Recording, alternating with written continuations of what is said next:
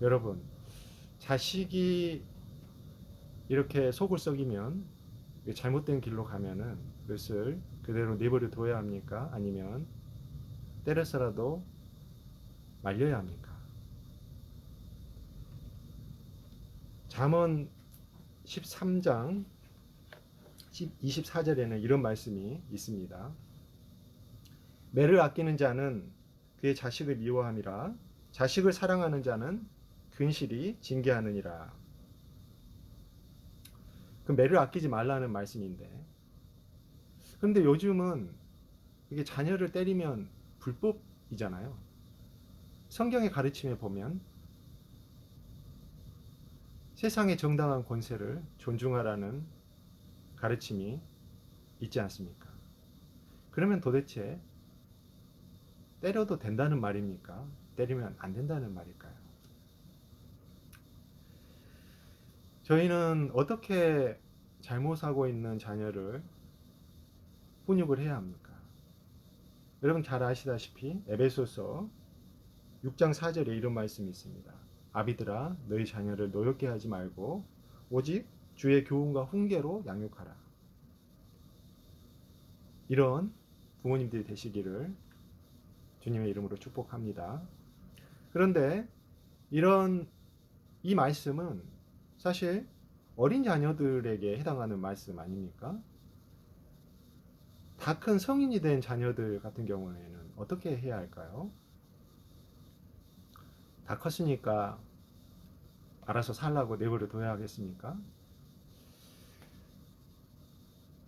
하나님께서는 어떻게 하실까요? 저희들은 하나님 보실 때는 다 어린 자녀들이기도 하지만 또 다 성년이 된 자녀들도 하나님 다 자녀들로 보시지 않습니까?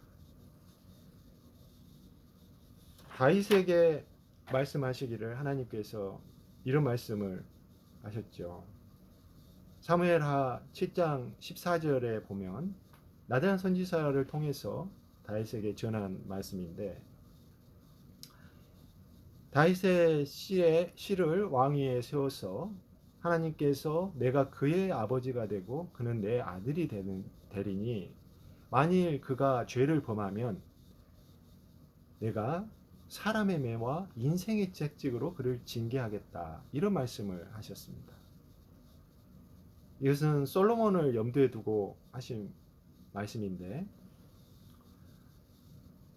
솔로몬이 아닌 압살롬이라면 어떻게 하실까요? 하나님이 솔로몬과 압살롬을 따로 이렇게 차별하지는 않으실 것 같습니다. 압살롬이 형인 암논을 죽인 살인의 죄를 범하였습니다.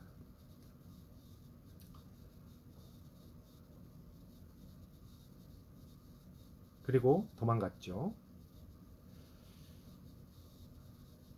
다윗은 하나님의 마음에 합한 자, 하나님의 뜻에 순종하는 하나님의 종입니다. 다윗은 어떻게 할까요?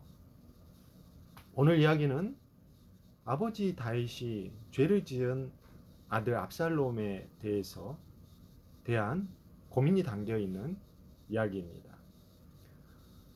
오늘 본문 이전에 나오는 이야기에서 다윗의 총사령관 요압이 압살롬을 그리워하는 다윗의 마음을 읽고 드로아 여인을 매수해서 그 여인에게 다윗에게 가서 이런 이야기를 전하라고 하죠. 드로아 여인이 다윗에게 이렇게 말을 합니다. 내 아들이 2명 있는데 큰 아들이 둘째를 들에서 때려 죽였습니다. 그래서 둘째가 죽었는데 이 큰아들은 살인자이므로 마을 사람들이 큰아들을 사형에 처하려고 합니다. 그러면 제가 졸지에 2아들을 모두 잃게 생겼으니 이를 어쩌면 좋습니까? 이렇게 이야기를 하니까 이 다윗이 동정심이 생겨서 선처를 약속을 합니다. 그런데 이것은 사실 창세기 4장에 나오는 가인과 아벨의 이야기를 각색한 것이고요. 그때 하나님께서 살인을 저지른 가인을 살려주시지 않습니까? 이 이야기를 다윗도 알고 있었을 것입니다. 이를 상기시킨 것이죠. 그런데 여인의 진정한 목적은 다윗으로 하여금 아들 압살롬을 데려오게, 그리고 용서하게, 사면하게 만드는 것이었기 때문에 계속해서 다윗을 설득합니다. 오늘 본문 13, 14절에 이렇게 말하죠. 여인이 이르되 그러면 어찌하여 왕께서 하나님의 백성에게 대하여 이 같은 생각을 하셨나이까? 이 말씀을 하심으로 왕께서 죄 있는 사람같이 되심은 그 내쫓긴 자를 왕께서 집으로 돌아오게 하지 아니하심이니이다. 우리는 필경 죽으리니 땅에 쏟아진 물을 다시 담지 못함 같을 것이오나 하나님은 생명을 빼앗지 아니하시고 방책을 베푸사 내쫓긴 자가 하나님께 버린 자가 되지 아니하게 하시나이다.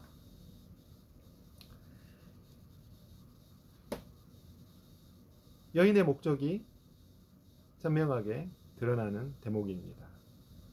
압살롬은 민수기 35장에 보면 고의로 살인을 저지른 자에 대해서는 사형을 반드시 때려 죽이게 되어 있고, 이 율법에 의할 때 압살롬은 사형을 당해야지 됩니다. 왕인 다윗이라고 하더라도 이를 어쩔 수가 없는 것이죠. 그래서 압살롬이 자기 외할아버지인 그수랑 달메에게 도망가지 않습니까? 여기서 3년을 지내고 있는데 그 즈음에 나타난 이 드로아 여인, 이 설득에 이제 다윗의 선택이 달린 것입니다. 사실 성문법인 율법으로는 압살롬은 사형에 처해야 마땅하지만 가인을 살려준 하나님의 행적이 담긴 이 판례법, 하나님의 판례법에 의할 때 선처의 여지가 생기는 것이죠. 이 앞에서 다윗이 어떠한 결정을 하는지가 이제 오늘 본문에 나와 있습니다. 다시 이렇게 처방을 하죠.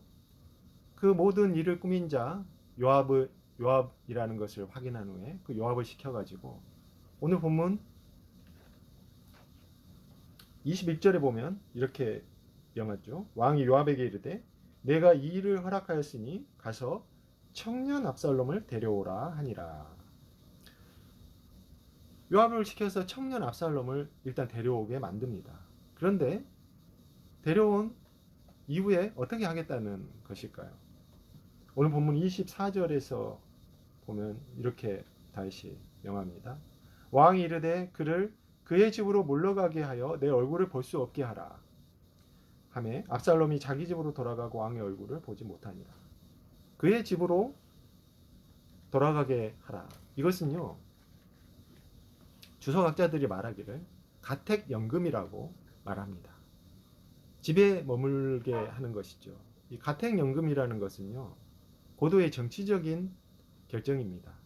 사법적인 판결을 내리는 것이 아니고요, 국민들의 눈치를 한번 볼 때 사용하는 정치적 수단이죠.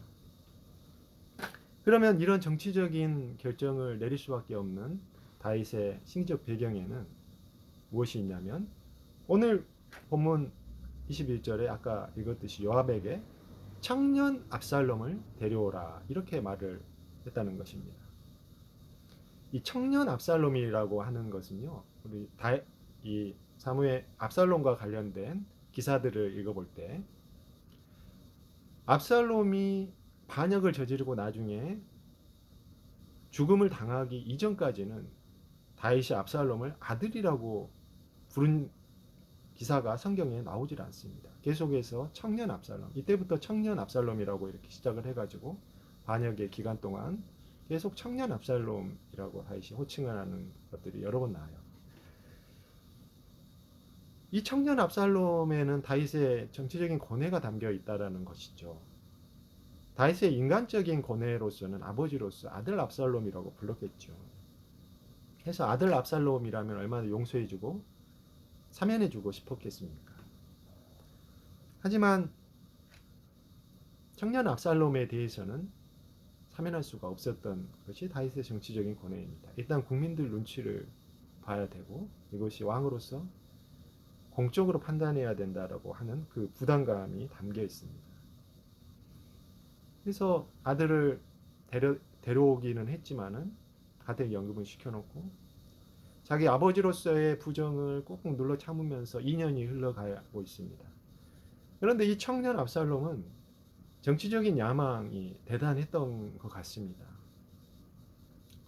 청년 압살롬은 자신의 이 정치적인 야망과 이 들끓는 이 마음을 참아내지를 못합니다. 그래서 요압에게 오늘 본문 이후에 나오는 기사들을 보면 요압에게 2번이나 요압을 불러서 다윗에게 데려가 달라 이렇게 요청을 합니다. 일종의 로비 시도인 것이죠. 그 목적은 당연히 사면을 원하는 것이었을 것입니다. 근데 요압이 이제 그 다윗의 그 변화된 기류를 읽고서 이제 응하지를 않습니다. 그러니까 청년 압살롬은 어떤 정치적인 꾀를 내게 돼요. 그게 다음에 나오는 그 요압의 밭에다가 불을 지른다는 겁니다. 이것은 어떻게 보면 그 즉흥적인 그런 화풀이 같은 것처럼 보이기도 하지만 사실은 그 이면에는 정치적인 그런 깨와 그 압살롬의 정치적인 소환이 담겨 있습니다. 이것은 요압과 다윗에게도 정치적 명분을 주기 위한 것이죠. 요압도 궁지에 몰려서 압살롬을 다윗에게 데려갈 수밖에 없게 하고 그러면 다윗의 노를 조금 줄일 수 있겠고요. 그리고 다윗도 이런 그 모든 돌아가는 상황들이 이렇게 궁지에 몰려서 이제 압살롬을 용서하게 되고 사면을 하게 된다면 국민들로부터 왜 그랬느냐라고 하는 그런 비난의 여론을 조금 잠재울 수가 있게 될 것이라는 것이죠. 그래서 사실 이 이후에 다윗이 압살롬을 불러서 입을 맞추고 용서를 하는 일종의 사면을 하는 진정한 용서라고 좀 보기 어려운 측면이 있지만은 이 사면을 하는 그런 쪽으로 이야기가 흘러가는 것입니다.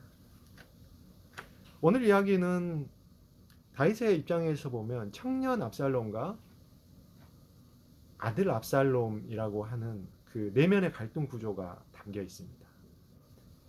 그런데 압살롬의 입장에서 보면 정치범 압살롬과 그리고 회개를 해야 되는지 말아야 되는지에 대한 인간 압살롬으로서의 내면적인 갈등 구조가 보입니다. 압살롬은 보면 스스로를 일종의 정치범이라고 생각을 한 것 같아요. 압살롬은 상당히 정치적인 인물입니다. 이 정치범이라는 게 뭡니까? 정치범은 자기 자신이 잘못한 게 없는, 그리고 정치적으로 잘못한 게 없는 이런 사람이 그렇게 스스로 생각하고 또 일부의 무리들도 그렇게 생각해주는 그런 사람인데, 그런데 이제 억압받고 또 유죄 판결을 받고 이렇게 처벌을 받는다라고 하면 그것이 억울한 그런 일이 되는 사람인 것이죠. 이 다윗의 왕가의 이 사건, 그 암논의 그 암논 첫째 아들 암논이 그 이복 누이인 다말 공주 다말을 강간하지 않습니까? 그것은 왜냐하면 폐륜적인 이 범죄이고 이 국민들에게도 알려졌을 것 같아요. 그러면 국민들의 여론이 어떻겠습니까? 이 후계자, 첫째니까 첫째 후계자였을 것이라고 생각을 했을 건데, 이 폐륜적인 이 첫째 후계자는 후계 구도에서 탈락이 돼야 되겠죠. 그리고 그 폐륜적인 강간 범죄에 대해서 국민들의 분노가 극에 달했을 것이고, 이건 처단해야 마땅한 범죄였을 겁니다. 그런데 이제 다윗이 아버지로서 용서를 해주고 이렇게 미정미정하고 있으니까 압살롬으로서는 개인적으로도 얼마나 압살롬의 친누이거든요. 그러니까 다말이, 그러니까 얼마나 분노했을 것이며 본인 사랑하는 누이였습니다. 더더군다나. 그리고 또 국민들의 여론을 보니까 이게 심상치 않거든요. 이것을 읽은 것이죠. 그래서 2년을 치밀하게 계획하며 계획적인 살인을 저지르는 것입니다.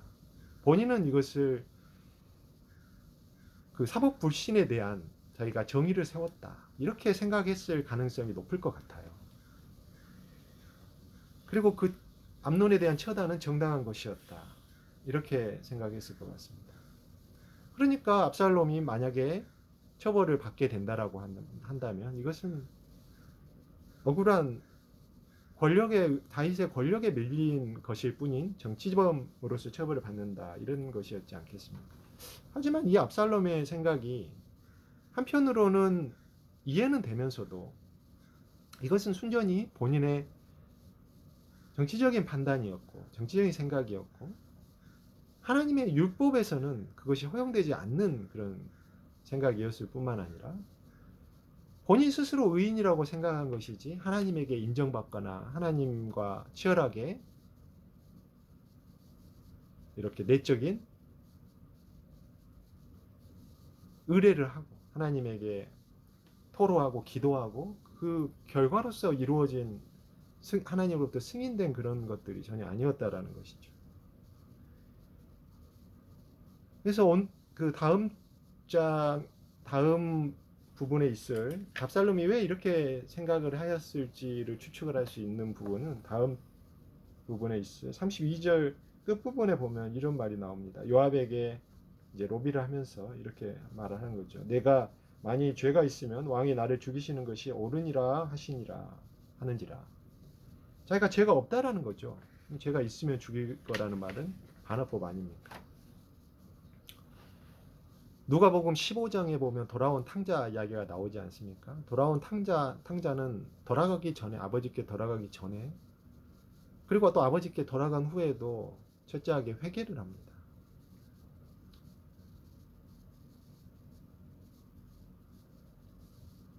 내가 하늘과 아버지께 죄를 지었사오니 내가 아버지께 아들이라 일컬음을 받기를 감당하지 못하겠나이다.